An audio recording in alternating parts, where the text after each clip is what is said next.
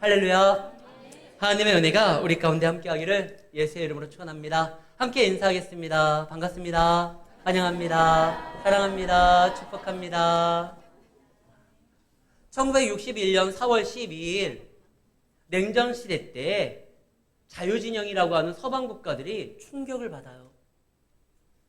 서로 대항하고 있는 저 공산주의 그쪽에서 큰 형님격이라고 할 수 있는 소련에서 한 가지 대형 사고를 하나 쳐요.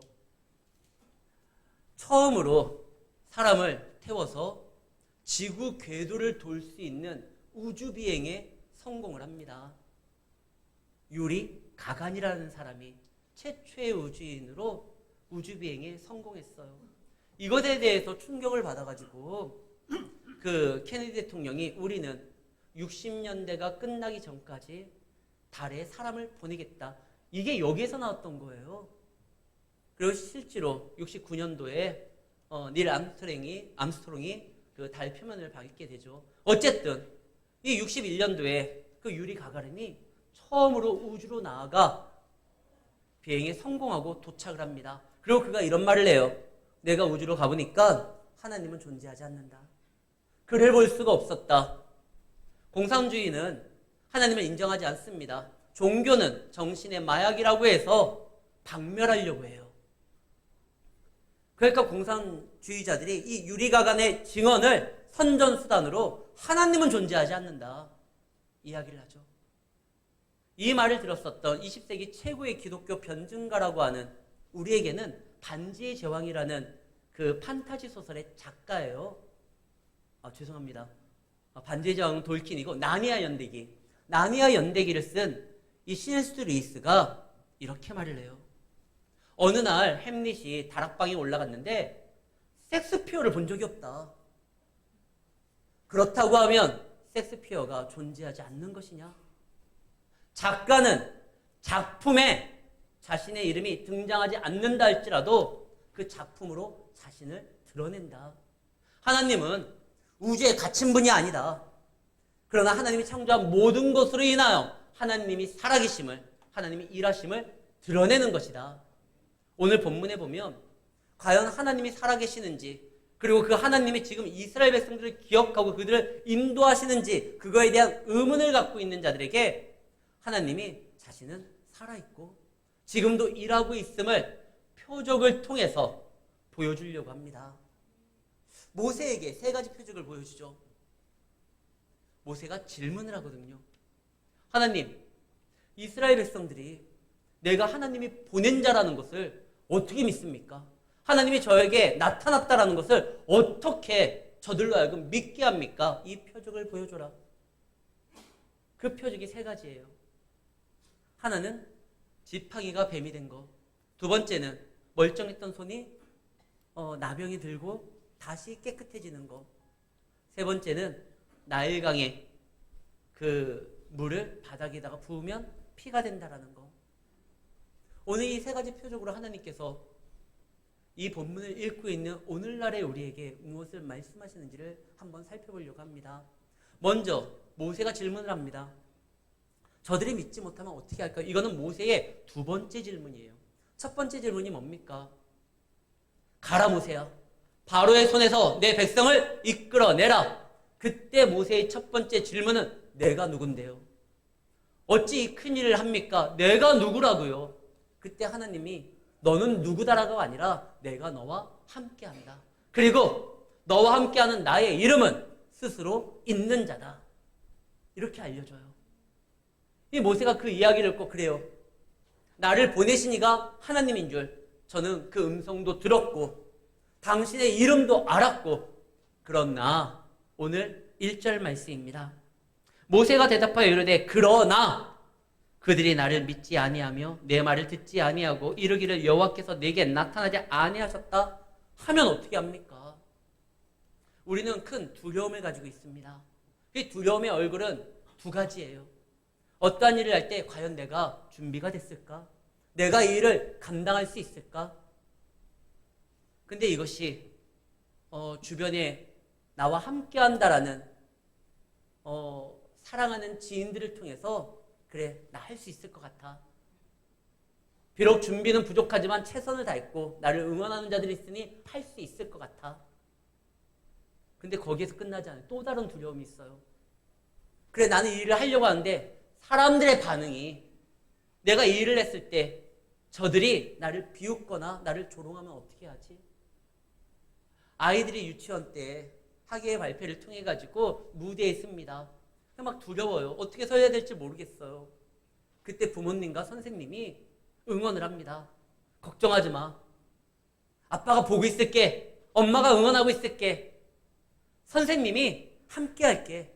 그럼 애가 해보려고 해요. 근데 막상 무대에 서서 뭔가 표현하려고 하는데 사람들이 비웃으면 어떡하지? 내가 열심히 했는데 뭐 하품하는 소리도 들리고 키득거리는 소리도 들리고, 그럼 어떻게 하지? 이런 두려움이 또 와요. 상대의 반응에 대한. 모세도 마찬가지예요. 내가 누군데요? 내가 함께 할 거야. 나는 스스로 있는 자야. 나는 창조주야. 그래요. 근데 가겠습니다. 하지만 그러나 저들이 나를 믿지 못하면은요. 그런데 우리는 하나님 앞에 보냄을 받았을 때 상대의 어떠한 그 행동까지 걱정하거나 염려할 필요가 없어요. 우리가 저들을 설득하는 것이 아니라 하나님이 나를 통하여 당신의 뜻을 증명할 겁니다. 우리는 나아가면 되는 거예요. 이 말은 내가 듣고 결과까지 책임지라는 말이 아니에요. 내가 너를 보냈다. 너는 가라. 내가 함께 할 것이다. 저들이 믿지 못하면은요, 이 표적을 보여줘라. 내가 너와 함께하는 것을 내가 너를 통하여 증명하겠다. 이 말씀이에요. 첫 번째, 그 질문을 했었을 때 굉장히 모세가 두려움이 있었던 건 과거의 경험 때문에 그래요. 모세가 40년 전에 믿음으로, 그는 바로의 공주의 아들이라고 칭함보다 믿음으로 고난당하는 당신의 형제들과 함께하기를 원했다라고 되어 있어요. 그는 정말 믿음으로 행동했어요. 그리고 말씀을 전했는데 이스라엘 백성들이 오히려 그 말을 잔소리로 듣고 그를 거부합니다. 그거에 대한 상처가 있어요. 지금 모세는요, 이 상처가 그때 당시에 해결되지를 않았습니다. 치료되지를 않았어요. 그 상처를 안고 그는 40년간 광야에 있었습니다. 그러니까 다시 가가지고 그 백성 앞에 섰을 때 저들의 나를 무시할 거 아니냐. 그때는 내가 애굽에 주요 인물이고 말도 능하고 실력도 있었고 내 뒷배경도 대단했었고, 그런데도 나를 믿지 않았는데 지금은 이 목동으로서 나아가야 되는데 저들이 믿을까? 이거에 대한 고민이 있는 거예요. 그때 하나님께서 그 고민의 지점을 아시고 말씀을 합니다. 모세야, 너 뭐가 있지? 생각해보니까 뭐가 없어요. 예전에 40년 전에 모세야 너 뭐가 있지 하면 아유 저 나일강이 바라보이는 뷰가 좋은 뭐 저택도 있고 마차도요 한두 마리 끄는 것이 아니라 12마리가 막 끄는 마차 12마력에 좋은 마차도 끌고 다니고요. 내 학위도 있고요. 이것도 있고 저것도 있고 막 말을 했을 거예요. 내 부하들도 있고 나를 지지하는 팬덤도 있고. 근데 40년 후에 하나님이 말씀합니다. 모세야 너 뭐 있지? 생각해보니까 진짜 없어요. 내가 진짜 아무것도 없구나. 뭐 굳이 말한다고 하면 이거요. 지팡이 하나 있어요. 그때 하나님이 말씀합니다. 그 지팡이를 땅에 던져라. 이거 하나 있는데 이걸 던져요? 근데 하나님께서 지금 던지라고 하는 건 뭔가 보여주려고 하는 거예요. 그가 던집니다. 그 순간 어떻게 되죠? 뱀이 되는 거예요. 깜짝 놀래요. 그 뱀을 보고 모세의 첫 반응이 뭡니까? 4절 말씀입니다. 3절 말씀입니다. 뱀이 된지라 모세가 뱀 앞에서 피하매. 뱀을 보고 첫 번째 모세의 반응은 피한 거예요. 내가 보기에 뱀 몇 번 물려본 거예요, 이거. 그러니까 피하지. 평소에 뭐 뱀탕이나 이런 걸 좋아하면 뱀이 되는 그 순간 입꼬리가 올라가면서 그걸 잡았을 거예요. 근데 뱀을 보는 순간 두려움이 엄습합니다. 뱀에도 물렸을 뿐만 아니라 뱀이 상징하는 것이 있어요. 그래서 피해요. 본능적으로. 혹시 여러분들 그 이집트에 관련된 영화나 다큐를 보면 그 파라오 바로가 왕관을 씁니다. 그 왕관 딱 정중앙에 뭐가 있죠? 뱀이 있어요. 자기를 죽이겠다고 군대를 동원했던 자가 파라오 바로입니다. 바로가 쓰는 그 왕관의 상징이 뱀이에요. 이 뱀은 이 모세에게는 두려움의 존재예요. 생명을 위협했던 그 바로를 연상시키는 거예요. 그리고 또 지나가다가 몇 번 물려봤는지 그 뱀이 위험하다는 걸 알아요. 그래서 피해요. 그의 두려움을 하나님께서 아시기에 그 지팡이가 갑자기 뱀이 되는 순간 그가 피하는데 겁주려고 하는 거 아니에요. 놀리려고 하는 게 아니에요. 그 다음에 하나님의 말씀이 이겁니다. 뱀의 꼬리를 잡아라. 혹시 뱀을 잡아보신 분 계십니까? 뱀은요, 뭘 잡아야 돼요? 머리예요. 꼬리를 잡으면 어떻게 돼요? 그 순간 물려요. 그리고 그 뱀은 그냥 뱀이 아니에요. 모세에게 두려움을 주는 뱀이에요. 모세는 그 뱀이 무서웠기 때문에 피한 거예요. 근데 하나님이 손을 내밀어 뱀의 꼬리를 잡으라는 거예요. 자기의 경험상 꼬리를 잡는 건 위험한 거예요. 자기의 경험상 이것은 말이 안 되는 것이에요. 근데 하나님이 그걸 잡으라고 해요. 제 아내가 굉장히 제가 설교할 때 불편했던 것 같아요. 머리가 자꾸 내려오니까 오늘도 제가 아침에 이렇게 집을 나서려고 하는데 아내가 여보 어제 올리브영에서 스프레이를 사왔대요. 그걸 뿌리라는 거예요. 근데 제가 스프레이를 통해 가지고 별 재미를 못 봤거든요. 근데 그걸 뿌리라고 하니까 아내가 또 어제 사왔다니까. 그래서 제가 그 스프레이를 한 번씩 뿌렸어요. 그 순간 성능이 대단해요. 바로 굳어요. 그 태풍 매미가 와도 이거 흐트러질 것 같지를 않아요. 진짜 깜짝 놀랐어요. 그냥 아내가 더 뿌리라는 걸 왜 한 번만 틱하냐고. 더 못하겠어요. 한 번만 했는데도 이러니까.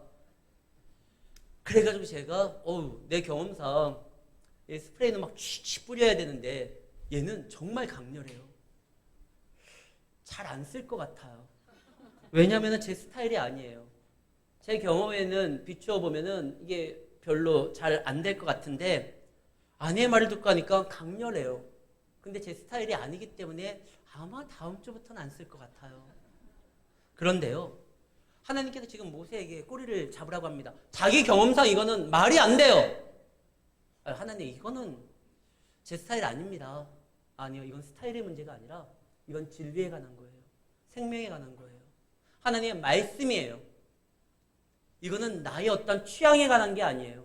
두렵지만 모세가 한번 잡아봐요. 잡는 순간 어떻게 됩니까? 다시 지팡이가 돼요.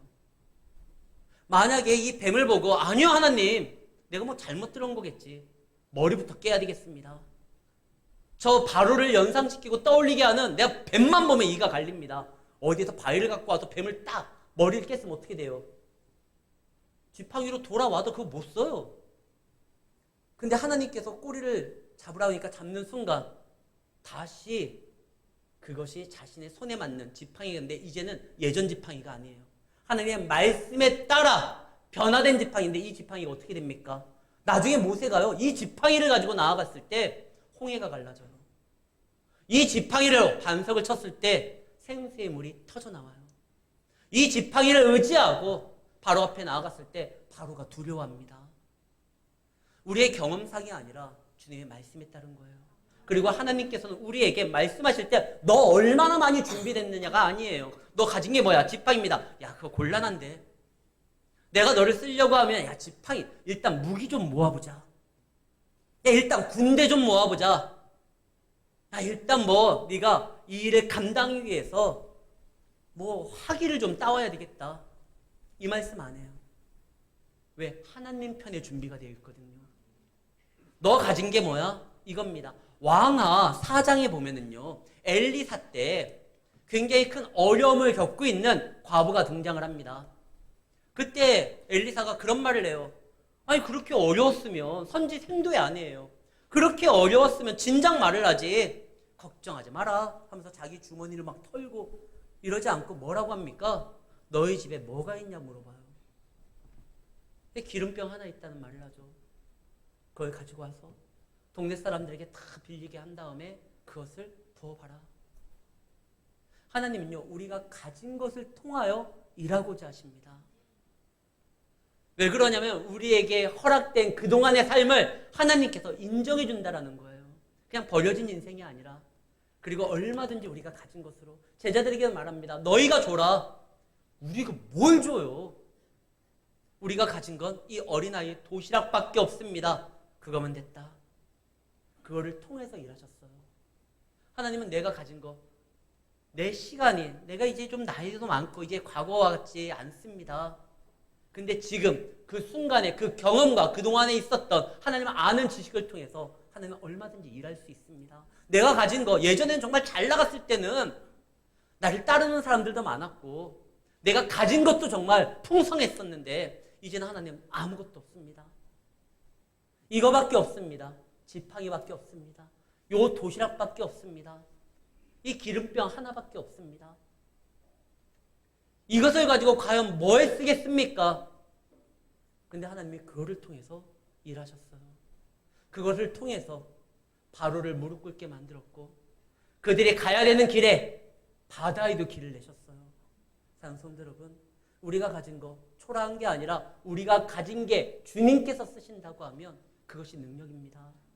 그리고 내가 아무리 경험상 이것은 안 된다고 한다 할지라도 먼저 순종하는 걸 배우는 거예요. 하나님께서 원하는 건 믿음이지 우리가 더 엄청난 가진 거 그거를 가지고 하나님께서 만족하시겠다는 게 아니에요. 이제 바로 앞에 서야 돼요. 죽음이 늘 코앞에 있는 거예요. 이 모세가 나아가려고 하는데 그런 상황 가운데 그의 경험을 살려서 피하려고 하는 것이 아니라 주님의 말씀에 순종함으로 이겨내는 것을 하나님이 알려주고 싶은 거예요. 너 두려워서 방금 피했지만 내가 말하노니 꼬리를 잡아라. 잡는 순간 하나님의 능력이 그와 함께하게 됨을 경험하게 되는 것입니다. 사랑하는 성도 여러분, 나는 가진 게 없습니다. 아니요, 생각보다 우리는 가진 게 있어요. 무엇보다 하나님을 향한 믿음을 가졌어요. 내가 하나님의 자녀라는 이름을 가졌어요. 그리고 예수의 이름으로 언제든지 구할 수 있는 기도를 갖고 있어요. 생각보다 우리 가진 거 많아요. 하나님 이거 있습니다. 그래, 그거를 통하여 내가 말하는 대로 행동해봐라. 그러니까 일단 변화가 일어나잖아요. 두 번째입니다. 이 두 번째 표적은 모세가 구한 게 아니라 하나님께서 이미 이거 하나만으로도 충분한 것 같은데 또 알려줘요. 이번에는 네 손을 품에다 착 넣어봐라. 제가 모세였으면 기대 엄청 났을 것 같아요. 방금 봤잖아요. 이 잡았는데 지팡이 됐잖아요. 뭘 보여주시려고 탁 넣습니다. 넣는 순간 막 기대가 될 거 아니에요. 요즘에 금값 많이 올랐죠. 이 빼는 순간 이 10손가락에 금반지가 쫙 있으면 막 계속 했을 것 같아요. 이 기대하고 딱 넣는데 뺐는데 어떻게 돼요? 웬걸요? 이 한센병이 나병이 발한 겁니다. 방금까지 분위기 좋았는데 괜히 넣으라고 해가지고 또 그 말에 또 의심 없이 행동했다가 결국 어떻게 돼요? 병 들었어요. 야 이거 어떡할까? 그때 하나님이 다시 말씀하세요. 다시 품에 넣고 빼봐라. 이게 가능할까? 혹시 더 피가 나거나 뭐 악화될 수도 있잖아요. 모세가 다시 한번 해봅니다. 다시 회복이 됩니다. 이거는 하나님께서 보여주고자 하는 거예요. 이스라엘 백성들은 지금 그 긴 세월 동안 애굽의 노예로서 살아갔습니다. 그들이 과연 하나님의 백성, 하나님의 군대, 하나님의 일을 감당할 수 있는 능력자가 될 수 있을까? 의심이 될 수 있지만 하나님은 할 수 있다는 거예요. 이때 당시의 나병은요, 이 병은 고칠 수 있는 병이 아니에요. 아무리 능력 있고 실력 있는 과거에 많은 것을 이루었던 자라 할지라도 이 병에 걸리는 순간 공동체에서 버려지게 됩니다. 이스라엘에서 모세보다 더, 물론 이제 지금 단계에서는 모세가 그렇게 하나님 나라에 쌓아 올린 건 없지만 이 모세를 또 가르치고 모세를 보호했던 모세에게 누나가 하나 있어요. 그 누나의 이름이 미리암이에요.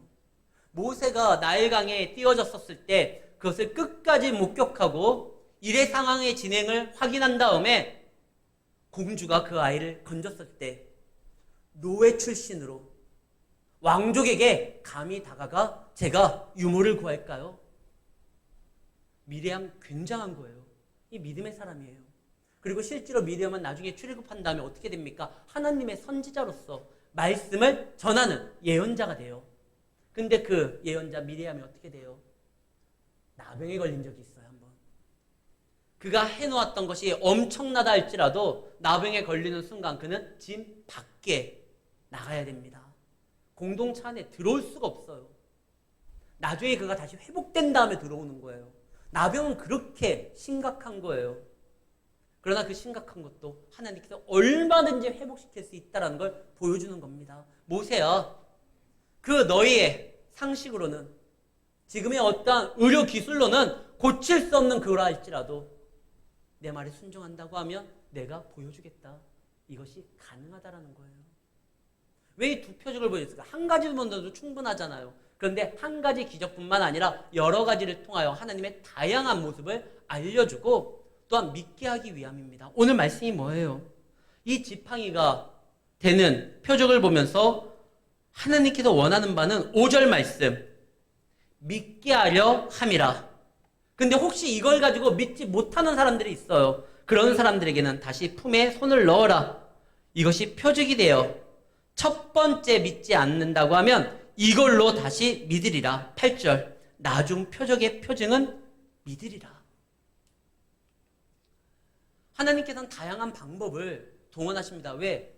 사람들이 믿는 데 있어서 한 가지만으로 믿지를 않아요. 어떤 사람은 예배만으로도 그의 믿음이 성장할 수 있는 자가 있고, 또 어떤 이들은 기도함으로 믿음이 성장하는 자들이 있고, 또 누구는 찬양함으로, 누구는 전도함으로, 다양한 방식으로 하나님을 믿을 수가 있어요. 그래서 하나님이 여러 가지 방법들을 통해요. 다 믿게 하려 함이에요. 그런데 그 믿게 하려고 하는데 끝까지 안 믿는 사람들이 나와요. 9절에 보면 그들이 이 두 이적을 믿지 아니하며 내 말을 듣지 아니하거든 너는 나일 강물을 조금 떠다가 땅에 부으라. 네가 떠온 나일 강물이 땅에서 피가 되리라. 나일강은요, 애굽을 먹여 살리는 그 젖줄이에요. 그래서 애굽이 강대한 제국이 될 때 나일강 따라 그 도시가 형성됐고 움직였습니다. 그래서 나일강은 그냥 단순한 자연물이 아니라 그들에게는 이건 잘못된 거죠. 하나님이 주신 선물인데 그 자체를 신으로서 봤어요. 이것이 우리의 생명줄이고 우리가 이 밥줄이다. 이 나일강이 우리를 살린다. 근데 나일강을 그들에게 허락한 하나님이 저들을 지키는 것이지. 근데 이거 붙들고 막 얘기를 해요. 그때 하나님이 말씀합니다. 이 두 표적을 통하여 나를 믿으면 하나님의 은혜가 그들의 삶 가운데 채워지는데 그걸 믿지 않으면 어떻게 돼요? 그렇게 그들이 붙들고 있는 생명이라고 생각하는 그 나일강이 피가 되는 거예요. 제품은요, 샀다가 마음에 안 들면 반품해도 되고 다시 구매하지 않으면 돼요.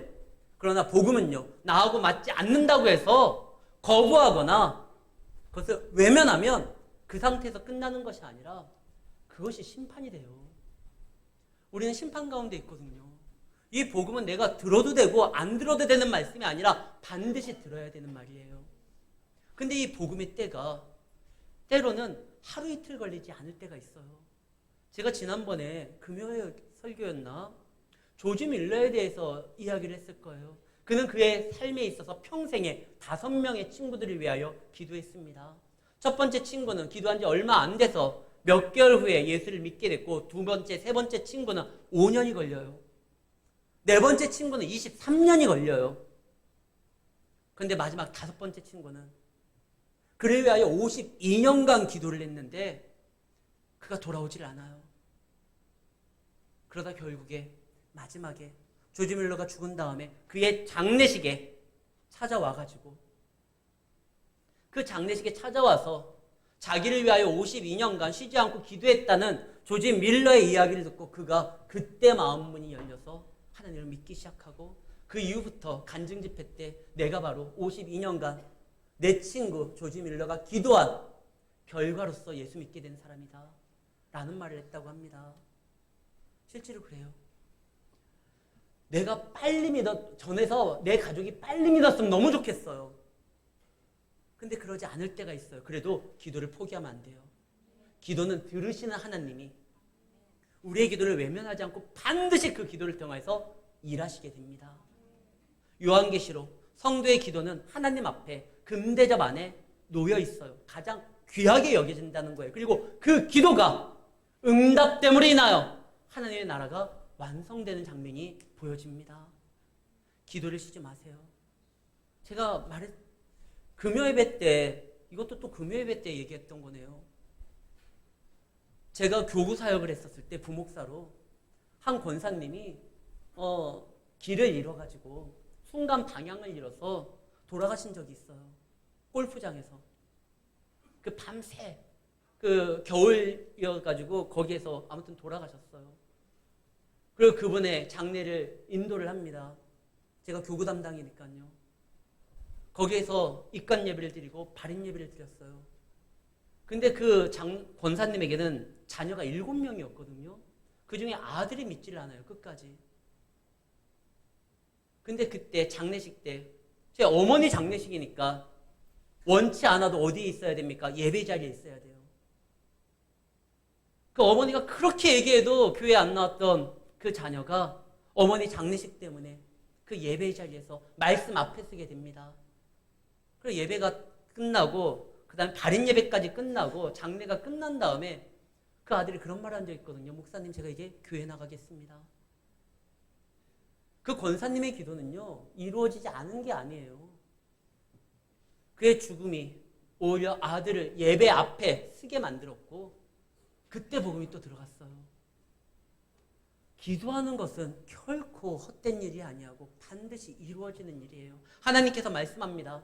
이 복음은 들어야 될 말이다. 이거는 믿어야 될 말이다. 그러나 끝까지 믿지 아니한다고 하면 그들에게 그나마 주어졌던 그 은혜가 사라질 것이다. 나일 강이 피로 물든다는 것이에요. 우리는 내 아내가, 내 남편이, 내 자식이, 내 부모가 하나님 안에서 이 복음 가운데 은혜 가운데 살아가기를 소망하지 않습니까?